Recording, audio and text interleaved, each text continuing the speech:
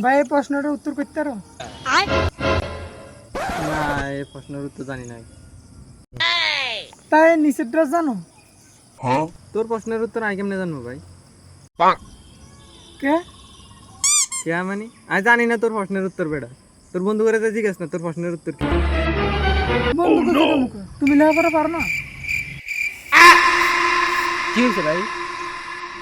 দেখো না আর একটা প্রশ্ন করছে হেগরে উত্তর দিতে পারে না। ও আচ্ছা, আয় হায়, তুমি এই প্রশ্নের উত্তর জানো না, তুমি তো ফেল যাবে গা।